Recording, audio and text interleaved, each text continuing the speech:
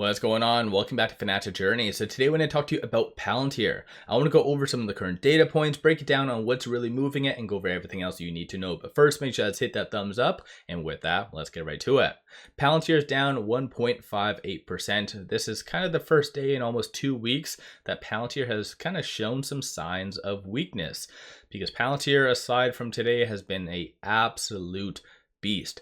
$41.52 the low, $43.68 is the high. So that'll make a little bit more sense once I go over the technicals, but just tech today is suffering. At the same time, you did have a Fed speaker, I believe it was Daly, just recently state that delinquencies are up and that there isn't really a rush to cut rates all that much. So it might not be what people anticipate, because right now for the November 7th meeting, there is a 88.8% likelihood of a 25 basis point cut. So I don't know if they're alluding to maybe no cut for the November 7th meeting or something else, but we'll just have to wait and see. Yesterday, Palantir did announce their date of their earnings, as you can kind of see. So basically, it is slated for November the 4th after hours. And as I had up, roughly 9 cents is that earnings per share, 703.69 million is that revenue.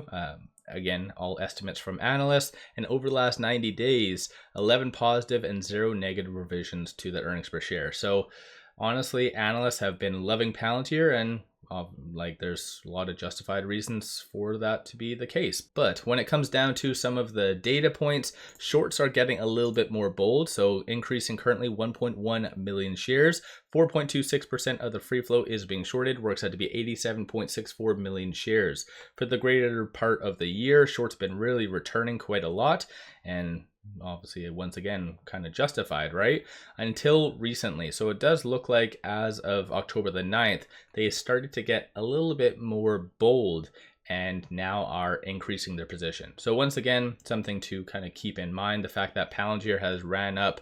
Let's just pop over here just to give you guys a quick overview. So over the last 1 month, up 18.55%. Over the last 6 months, up 94.98. So I think a lot of analysts are now assuming, just maybe based on the technicals, it's just too far gone or ran up too high too fast. So let me know you guys' thoughts on that. Looking at options, 36 million in calls, 14 million in puts. 49% of all the options being done today are bearish, more so anticipating for it to kind of trend down. Of the call options that are being purchased, you do see a consensus for it to be around that $45 range. And then looking at puts, you see a consensus now for it to be roughly around that $40 range, or possibly even sub that going into next week. So that'll make a little bit more sense once again I go over the technicals. But these are all the transactions that are occurring on the secondary market above $100,000. So especially near the beginning part, anything that does show as a bid essentially is a sell. So you see a lot of selling that kind of prompted all of this right here. And a couple buys at the very bottom, but still institutions seem to be a little bit more worried about bigger picture. Once again, a lot of just tech is pulling back today. And I think a lot of that is stemming from China and as well as Europe. So there's just a lot of tensions starting to rise all in all. But aside from that, moving over to IBKR, just to give you guys a quick overview of what analysts are saying, technicals, and everything else. So as of right now, I do have the ALMA, Super Trend, 50, 100, and 200-day moving averages, Stochastic RSI, and MACD. So a lot of indicators are pointing for it to kind of trend down, at least in the short term. ALMA right now, the stock price is below that. Super Trend was kind of touched today, didn't really have enough to break below that, but if it does typically break below that, then this is where you see a kind of a trend change, a switch up, similar to what happened in August. Then again, like I said, Palantir has a lot of attention drawn on it. So even though the trend does turn bearish, as what happened in August, it didn't really cause significant downside.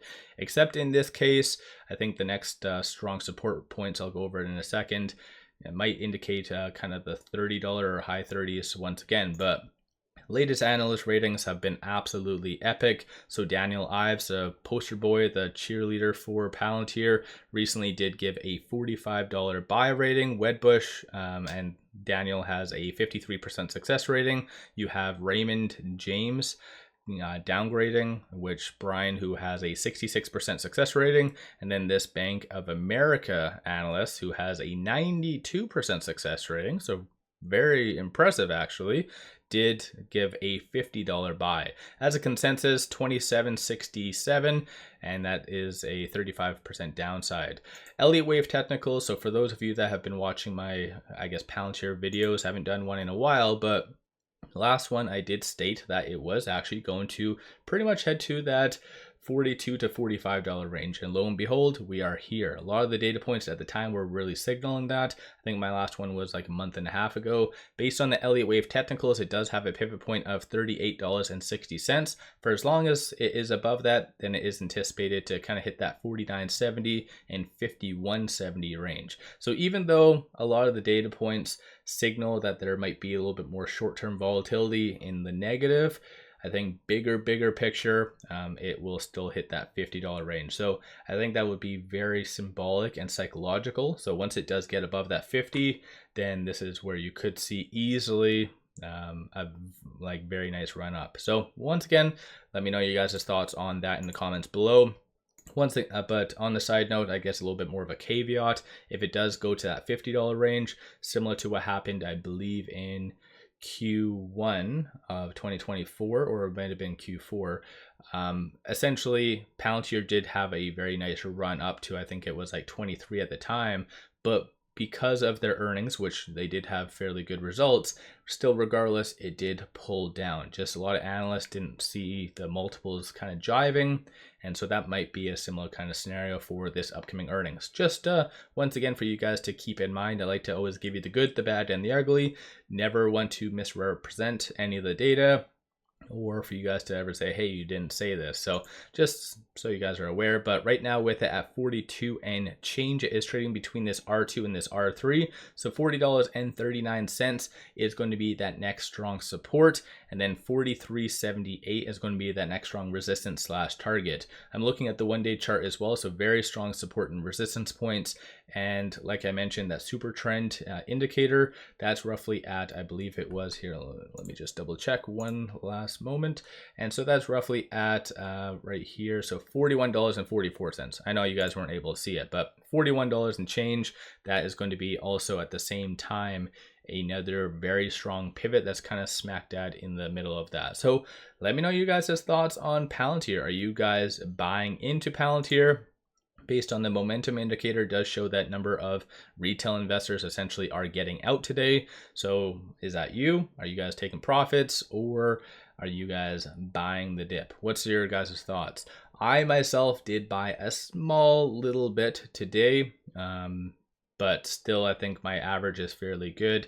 And yeah, so I think generally speaking, Palantir, with the amount of volatility that's all surrounding it, I highly recommend you guys researching options if you guys don't already know it, because it can be very profitable and very beneficial, both if you are bullish or bearish. So what's your guys' thoughts on Palantir? Don't forget to hit that thumbs up and subscribe.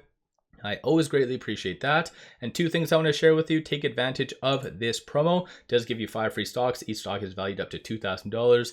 Kick-ass deal. Link in the description below and also the comments. As well, I did just launch memberships, multiple different tiers of it. So if you like my content, want to support the channel, you can definitely do so. Or if you just want buy signals on stocks and options, then there's a tier for that as well. So recommend you guys taking a look at that. With that said, appreciate all of you guys watching.